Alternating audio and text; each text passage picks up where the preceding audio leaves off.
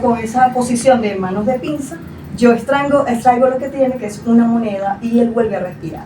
Okay. Yo no sé cómo yo mantuve la calma, yo no grité, yo no salí corriendo, yo simplemente ahí descubrí que pude revertir mi adrenalina en ayuda. Es decir, viste tu vocación Allí. de querer ayudar a los demás. Es correcto, ahí empecé a ver entonces esa vocación de servicio. Años más tarde, por supuesto, tuve que buscar profesionalizarme. Claro. Porque entonces sí descubrí que eso era lo que me gustaba. Salió un anuncio de medicina prehospitalaria, paramédico, lo que se conoce como paramédico.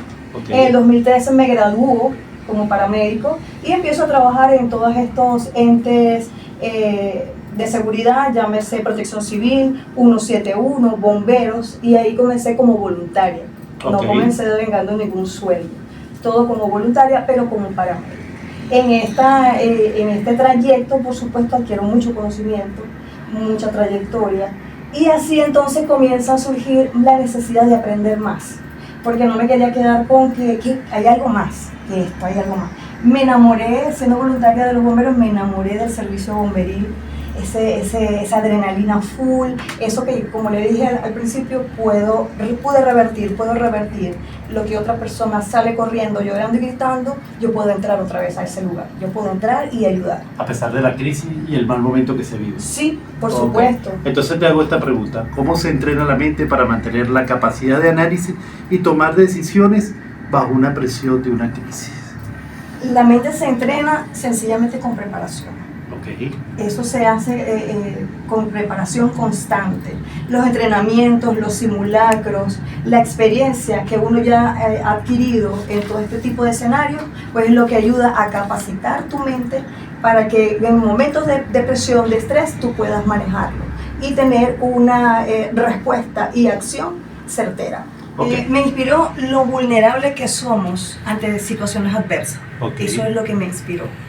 Descubrir la vocación de servicio en mí hizo que me profesionalizara más adelante.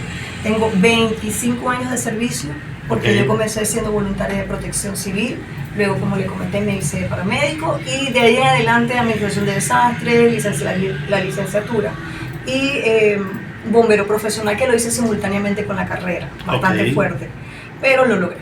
Ahora, ¿qué es lo que se estudia? Porque en la práctica uno dice, no, bombero debe ser que me van a poner a agarrar una manguera, montarme en el camión y ponerme el traje especial para esto, pero yo creo que hay un estudio profundo sobre la materia. Sí. Háblame un poco de esos estudios. Sí, cómo no. Y para motivar a la gente, el que quiera entrar a estudiar la carrera de bombero o de rescatista, eso tiene una preparación muy especial. Así es. El Estado Zulia tiene dos universidades que son sumamente fundamentales e importantes. Una de ellas es la UNEFA, que da Administración de Desastres, y la otra es la UNES, que es la Universidad de la Seguridad. Allí Protección Civil, bomberos se profesionalizan a nivel de TCU y licenciaturas en este tipo de carrera. Pero con respecto a los bomberos tienen 4 fuerzas. Cuando uno se capacita como bombero, no es simplemente un bombero que apaga fuego, no. Hay 4 fuerzas, una de ellas es rescate en agua y tierra, la otra es materiales peligrosos o hazmat, medicina prehospitalaria y supresión de incendios. Son 4 fuerzas sumamente importantes que se estudia a lo largo de un año. Mi curso duró 1 año y 6 meses más o menos, 1 año y 3 meses.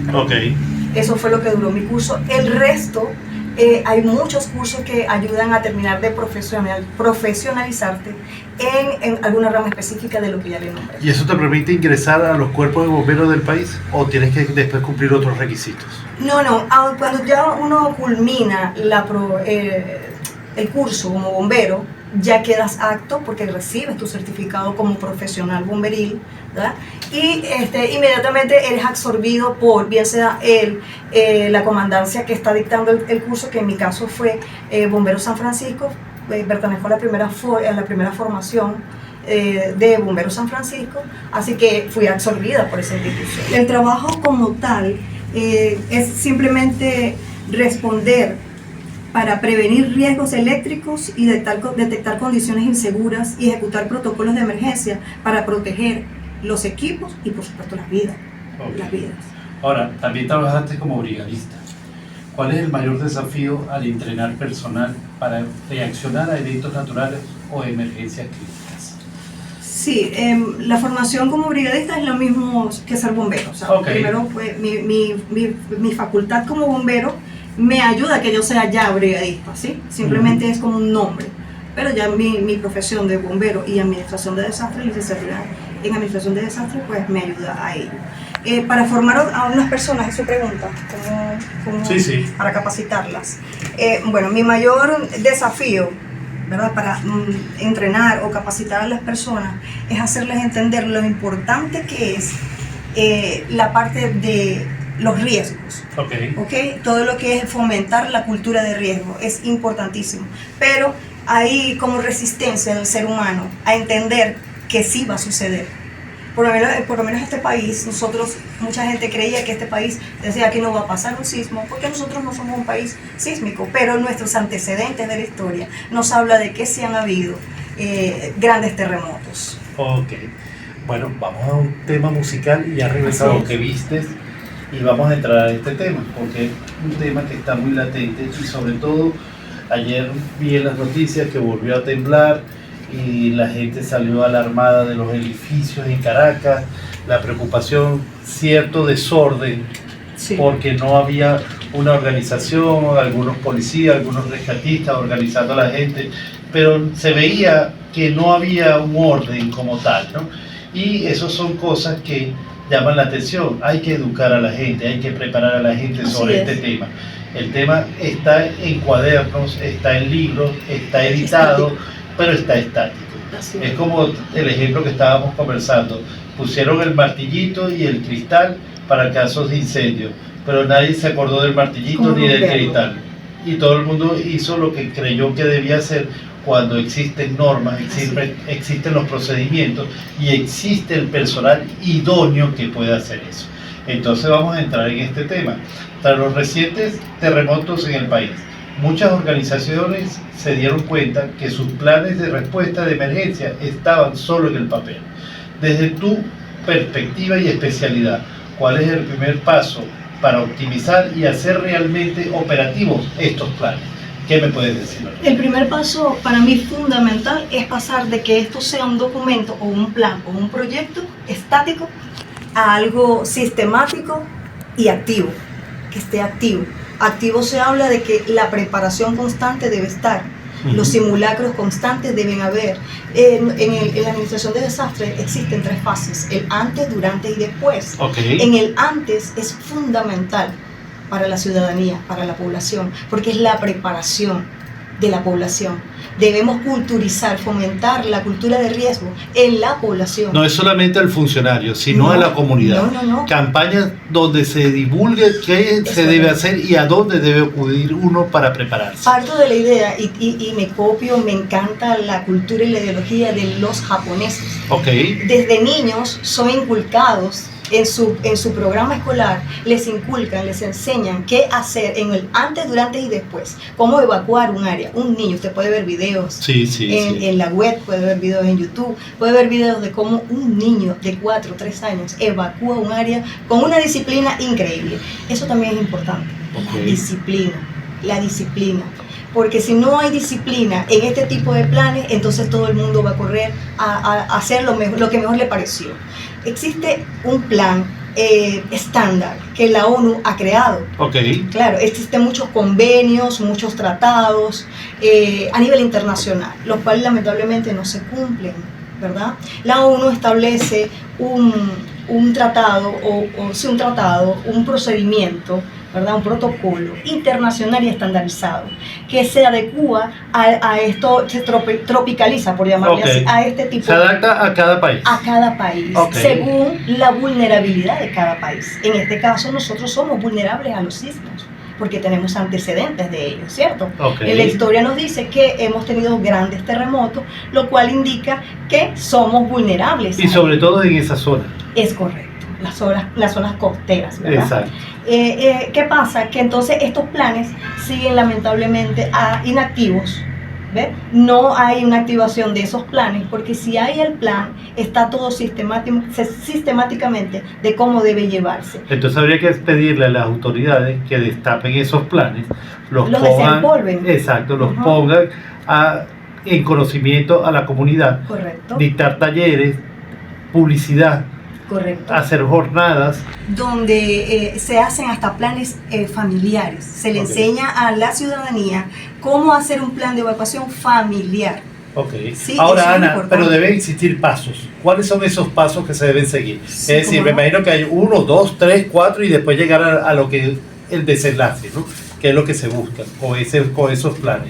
¿Cuáles son esos pasos? ¿Nos puedes darnos una idea? Sí, brevemente, pues voy a explicarle cómo debería ser un plan. El plan, por supuesto, debería, como ya lo hemos hablado, incluir la ciudadanía. Ujú. Porque si, por ejemplo, aquí hay una explosión, Dios nos guarde, alrededor de este centro comercial o de este edificio, Ok. toda esta manzana se va a ver, ¿verdad?, afectada, Sí. porque todos somos vulnerables. Entonces, ¿qué hacemos aquí? ¿Qué hacemos en este lugar si no hay un jefe que nos dirija, verdad? Sí. Pero qué bien sería si en esta área, aquí la gente ya está preparada con algo que existe, mapas de riesgo, donde en ese mapa de riesgo el ciudadano va a saber cuál es el lugar para evacuar, cuál es el área segura, cuál es el hospital que me queda más cerca, ¿sí? Todos estos planes deben ir basados en la realidad, no quedarse simplemente en hacer un simulacro para fotografías y videos y listo. Sino para ponerlo en práctica Sí, constantemente. ¿qué sucede? Pero Ana, tenemos que ir a un espacio musical y ¿Cómo vamos no? a retomar este tema al regreso. Excelente. CEA. El Comando de Incidentes de Escena no es otra cosa que de donde salen todas Las directrices. directrices, Ok. de donde se delega cada departamento, el departamento de salud, los médicos, los traumatólogos, la logística, los rescatistas, el USAR, todo aquel que va a trabajar debe estar direccionado, debe haber un líder en ese comando de incidente en escena. ¿Qué sucede en el país? Que hay mucho protagonismo. Entonces una institución se cree mejor que otra, lamentablemente. Entonces quieren figurar, pero sin embargo, a pesar de todo, pude ver unión en algunas instituciones. Ok. Habían otras que sí se veían que trabajaban independientes, otras que sí se acercaba a uno a decirle, ¿puedo trabajar contigo? Pues como que había como aquel celo, nada responden. También para nosotros las mujeres es un poco complicado trabajar con los hombres porque es un poco de subestimar a la mujer Ok. en estos temas. Pero sí hemos dado la talla, así que por eso existimos las mujeres bomberos Ok. y mujeres profesionales en este tipo de actividades. Con respecto al comando de incidente de escena, pues no existió, no lo había. De ahí está también la distribución de los radios, la comunicación, la distribución de ese personal. Debe haber, ante todo, en este tipo de escenarios, debe haber una inspección. O sea, sacar una radiografía, es un escáner de todo lo que está pasando tan rápidamente para yo saber cómo voy a distribuir toda esta logística. No, y apoyarse con la tecnología, porque ya los sistemas satelitales, todo Es eso te correcto, dan los enfocado. drones, tenemos drones que pueden hacer el trabajo aún más rápido. Exacto. Si tuviésemos drones, ¿cuánta inspección nos hubiese ahorrado el tiempo? Porque tuvimos que caminar largos kilómetros, porque al principio cuando yo llegué no había moto, no había, ya después en la tarde de ese día que yo llegué al segundo día, empezó a llegar mucha gente en moto, que entonces tú pedías la ayuda y por supuesto que te llevaban. Ok. Eso sí, había no había ese orden, no había ese mando, porque aquí no hablamos de jerarquía, hablamos por supuesto de personas profesionales preparadas Que lo para guíen. esto, sí, que deleguen. Ese comando de incidentes de escena es fundamental en este tipo de eventos y no lo existió. No se activó ningún plan, por lo tanto, si no se activa el plan, no existe el comando de incidentes en escena. Claro. ¿Sí? Ahora, te hago una pregunta. Tú estuviste allá, Ajá. llegaste al segundo día, pero viste una población integrada tratando de salvar y de buscar a sus Sin parientes, a sus seres queridos, a sus amistades, Sin duda. a sus mascotas, a todo. Y esa gente hasta el sol de hoy está trabajando buscando sobrevivientes y a sus familiares ya fallecidos. Así es. ¿Qué me puedes decir de eso? Eso sí, sin duda, es así como lo está mencionando. Es bello lo que yo vi allá. La calidad humana, no solo de las personas que sufrieron, sino de las personas que se desplegaron, como mi persona y muchos de acá, Ok. de la ciudad, de nuestro país, perdón, de nuestro estado Zulia, porque fueron de Lagunilla, fueron de La Col, fueron de Maracaibo, De San Francisco. De Trujillo, sí, creo que San Francisco no había nadie, pero Sí, tuvieron yo vi que salió una delegación. muchos escenarios, o sea, demasiado escenario para poca gente. Sí, sí. Pero volviendo al tema de la comunidad, ver cómo se solidariza el ser humano, así no importa, bueno, sé que mi familiar murió, pero yo te voy a seguir ayudando porque yo sé que tu familiar está vivo. Eso fue hermoso. Realmente hermoso. Te digo que esa experiencia creo que va a marcar mucho a los venezolanos. Sí. Y yo creo que deberían arrancar todo tipo de preparación, operativos, para que situaciones como estas, si se llegan a repetir, estemos más preparados, estemos más capacitados.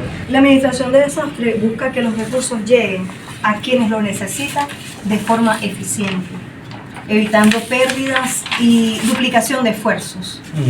Para eso es fundamental contar con inversiones actualizados, sistemas de clasificación, control de fechas, de vencimiento de cada donación, una planificación logística adecuada, eso es importante, un centro de acopio eficiente debe funcionar como una operación organizada para recibir, registrar, almacenar, priorizar, distribuir todos esos recursos y que lleguen de manera eficiente. Ahora, no es la práctica de que yo tenga un centro de acopio, tengo un galpón, meto todo ahí.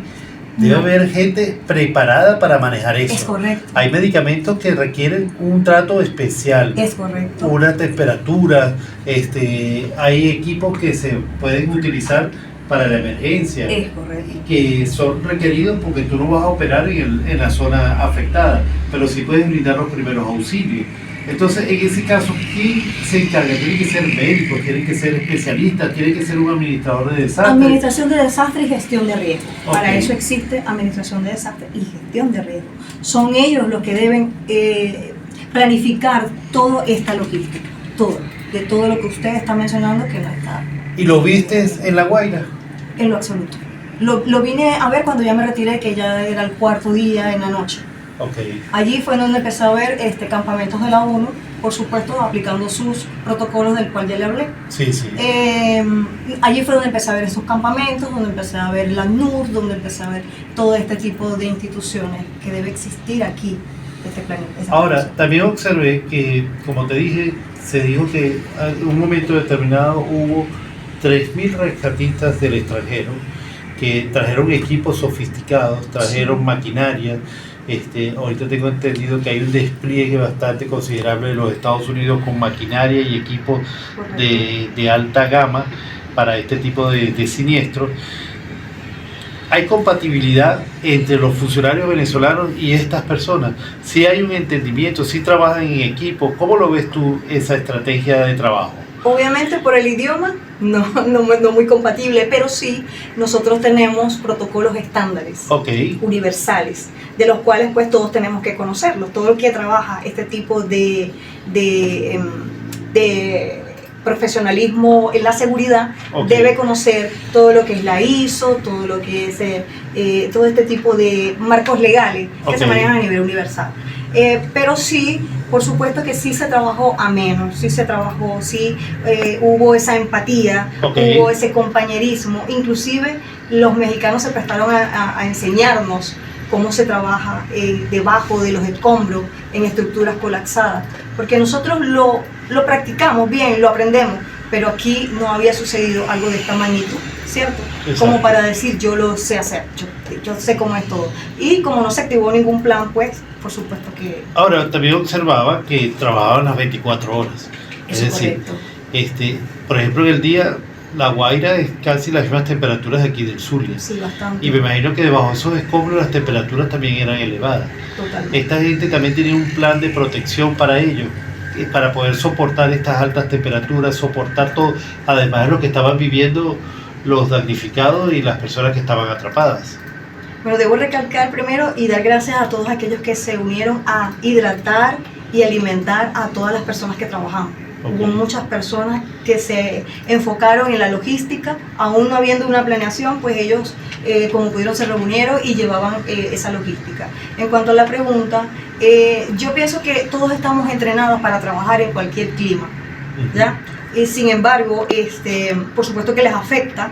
Hubo muchos que tuvieron que atenderles a ellos porque es que es sofocante. Sí. El calor era bastante, durante esos días fue bastante sofocante. De hecho, puede verme el cambio de color que traigo porque era un calor bastante sofocante. Más todo el equipo que uno se coloca, el casco, los guantes, el uniforme. Y con respecto a los equipos, pues por supuesto ellos tienen unos equipos sofisticados. ¿Y se los facilitaban ustedes o ellos hacían la operación y les indicaban qué hacer? Correcto, nosotros éramos sus ayudantes, porque esos equipos nosotros no los tenemos. Muchos se prestaron a enseñarnos para, por supuesto, ayudarles, pero ellos trajeron mucho personal, como para hacer cambio de guardia. Porque en estos trabajos hay que relevar. Hay que relevar. Siga llegando. Así es. Bueno, gracias a la ayuda internacional o gracias a estos convenios que existen a nivel internacional, nuestro país está dentro de esos convenios internacionales de ayuda en caso de catástrofe. Y esta no es la excepción. Ha sido una catástrofe lo que ha pasado en La Guaira y en algunos otros estados. Pero principalmente La Guaira es la más afectada. La ONU, por supuesto, el ACNUR, al verse este tipo de desastres, tiene que activarse con sus planes para lo que es el desplazado y el refugiado en estos casos. ¿Y ellos administrarían los recursos o darían solamente los planes? No, ellos tienen que administrarlo porque ellos al ver que nosotros no tenemos un plan activado con respecto a eso, pues ellos lo hacen. Entonces todos tienen que acoplarse a su sistema y que tenga un final correcto todo lo que donaron, ¿ya? Eso pasó al principio cuando yo llegué, vi ese descontrol, ¿verdad? Ese caos con respecto a las donaciones, mucha ropa en la calle y producto de que no haber plan de emergencia. Pero la ONU cuando llega y establece sus normas, su marco legal, ¿verdad? Con respecto a esto, porque esto es un convenio internacional. Son acuerdos internacionales. Correcto, que nadie se los puede impedir. Entonces ellos toman la batuta y son ellos los que delegan entonces. Y si ellos son capaces de recibir, ellos son los que deciden si aceptan o no, o qué van a pedir, que aceptan. No es todo lo que se debe, no todo lo que enviaron es lo que necesita el ACNUR, ¿sí?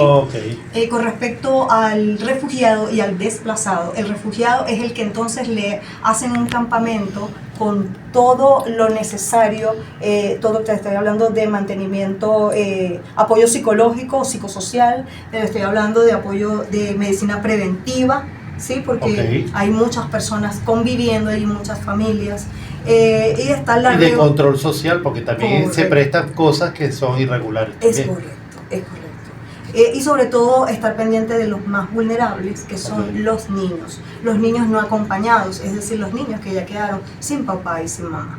Eso es un papel fundamental e importante de la ACNUR, que entonces ellos toman la importancia y se inclinan por todo lo que es el desplazado y el refugiado. El desplazado es el que sale de La Guaira y sale a otro estado. Ese es el desplazado. No es que se sale y emigra, no. En el mismo país se desplaza hacia otro territorio.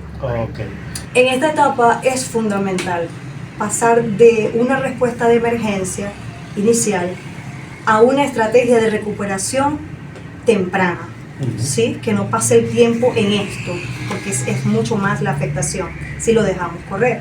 Lo primero es mantener las condiciones dignas de los refugiados y la seguridad, acceso al agua, el grupo vital de alimentación, atención médica, apoyo psicosocial, protección para los grupos más vulnerables que ya les mencioné, que son los niños y los de la tercera edad, por supuesto, también pasan a ser vulnerables.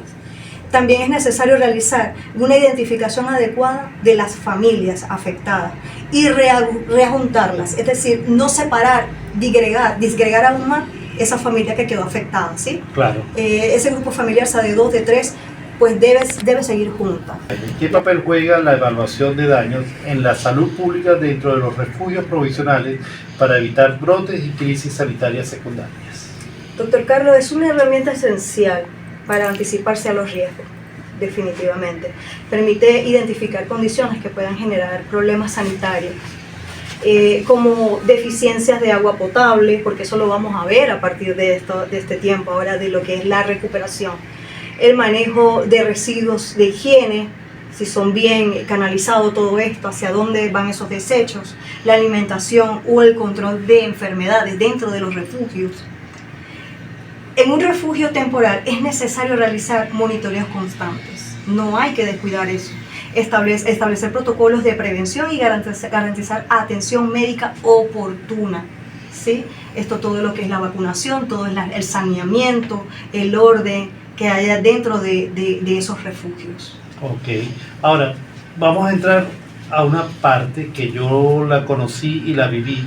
Por ejemplo, cuando yo trabajaba en la costa oriental del lago, la participación de ISACEL en las empresas. Existían los comités Sí. de seguridad que se creaban, entonces existían manuales dentro de cada empresa de las medidas de seguridad ante algunas contingencias. Eso yo creo que también se ha dormido. Existen muchas empresas que yo creo que tal vez cumplen en la formalidad de tener el manual y tener los papeles, como quien dice, al día para que no les pongan una multa. Pero como dices tú, que es algo muy importante, la práctica. ¿Qué prácticas se están haciendo? ¿Qué ensayos se están haciendo? Lo que no se practica Y ponerlo, exacto, y ponerlo en conocimiento de la comunidad donde esté esa empresa, para que ellos se hagan parte también de ese plan de contingencia. ¿Qué me puedes decir de Es eso? correcto. Creo que ISACEL hace un buen trabajo. Ok. Excelente trabajo. Radica en lo que usted mencionó y eso es clave. En las empresas. ¿Qué pasa en las empresas? ¿Qué no hago para que el personal no se me vaya? Es decir, hay cosas que pasan debajo de la mesa para contentar al empleado que necesito porque le pago poco, pero hace cosas indebidas o no respeta los reglamentos, las normativas, el marco legal de ISACEL. ¿Sí? Entonces, se busca es vulnerar lo poco que está activo. Sí, no digo que sean todas las empresas, hay Exacto. empresas que son muy respetuosas de esas normalidades. ¿Por qué? Porque ellos tienen en cuenta que es una inversión y no un gasto, la seguridad. Eso es importante. Es Otra una cosa que inversión. también lo observo es los grandes centros comerciales. Uf. Los grandes centros comerciales, yo no veo esos planes de contingencia tampoco que los apliquen. Ni planes de desalojo, Tú de repente puedes llegar a un centro comercial como relativamente el que tenemos aquí al frente, por darle una referencia, y tendrán los extintores, tendrán las mangueras para los rutas de evacuación. rutas de evacuación. Importantes. No hay No nada. hay. En una oportunidad recuerdo que colocaron un ascensor para las personas de cierta incapacidad para movilizarse, pero veo que en otros sitios no colocan nada. Reglamentos. Hay que establecer rutas de evacuación accesibles y que las personas sepan cuáles son, porque están demarcadas. Pero si no hay demarcación, la gente no va a saber que existe. Ahora, también algo que tú comentaste y que observaste, las características constructivas que se vieron en muchos edificios, Sí, es correcto. que quedaron otros totalmente desintegrados, otros relativamente afectados, otros que cayeron es decir, cada uno tuvo como un desenlace final distinto. Total. Y ahí también hay que involucrar a las autoridades sobre la permisología en los terrenos, la permisología de construcción, la revisión, la habitabilidad de esos inmuebles, porque lamentable puede verse muy bien en su fase final de construcción, pero cuando se enfrentan a este tipo de acontecimientos, ¿cómo actúa la estructura ante un terremoto, ante un incendio? Y eso debe ser evaluado, creo yo. Es que es así, completamente de acuerdo con usted, doctor Carlos, no se equivoca, porque definitivamente ¿qué está pasando con la inspección y regularización de estas construcciones? ¿Qué material se está usando? Nosotros no usamos aquí la tecnología sismo resistente en las estructuras, lo cual debería ser, porque este es un país sísmico, ¿cierto? Porque tenemos antecedentes y recientemente ha pasado lo del terremoto de La Guaira. Así que esto debe marcar un antes y un después en todo lo que es la ingeniería civil, la arquitectura, de poner ojo o lupa en estas construcciones nuevas. Te voy a dejar una pregunta al aire. Debemos tener ahora una cultura sísmica. Totalmente. Pero, ¿cuáles son los 3 errores más comunes que cometemos al momento de un temblor y cómo debemos corregirlo desde el hogar? Excelente. Yo no le llamaría cultura sísmica y con todo respeto le llamaría cultura de riesgo, para generalizar, porque debemos culturizarnos en todo lo que es riesgo. Uno de los principales errores que cometemos, ¿verdad? Yo voy a incluirme, pero sin embargo pues yo lo controlo, es el pánico, entrar en pánico. Ese es uno de los principales errores que cometemos y nos lleva, por supuesto, a la muerte. Exacto. Por supuesto, yo tengo 3 siglas que yo las manejo y me parecen interesantes. Ok. Se llama la sigla CPA. Ok. Cálmate, piensa, actúa. Si estoy calmado voy a poder pensar y si estoy pensando voy a actuar. No, CPA. Ok. Cálmate, piensa, actúa. Entonces, ¿qué pasa si yo estoy en pánico? ¿Yo voy a correr o me voy a quedar estático? Bueno, como el director de la emisora que se quedó estático. Exacto. Hay otros que dicen cálmense, cálmense y que se cálmense, adiós. Ajá. ¿Ok? ¿Qué sucede? Si yo estoy calmado, yo puedo pensar que es el momento de correr.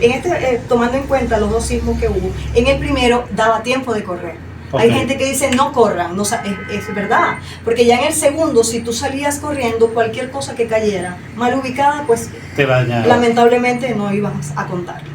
Entonces es principalmente calmarnos, el pánico que no nos puede invadir, para poder pensar hacia dónde yo puedo correr. Ok. El segundo error que cometemos es no tener una preparación previa, por supuesto. Claro. Sin preparación es como desconocer. Ujú. Es desconocer. Si desconocemos qué hacer, pues obviamente entramos en pánico. Si conocemos, estamos seguros de cuál va a ser el plan que vamos a aplicar en ese momento. Llámese sismo, llámese incendio, llámese asfixia mecánica, hay tantos escenarios. El tercero, que es un error fatal, es la desinformación. Ok. ¿Okay? El hecho de que yo no sea bombero no puedo decir que yo no sé qué hacer, ¿verdad que no? No deberíamos. No debería. Hay niños que mueren en sus hogares simplemente porque se han tragado una meta. Y los padres pierden el tiempo en ir a un hospital Para tratar de sacarle la es mente cuando correcto, lo pueden hacer con ellos. un método tan sencillo como es el método de Heimlich. Ok. Tan sencillo. Que porque sería es una sencillo. cultura general que hay que Entonces, darla a conocer. es correcto, es una cultura general.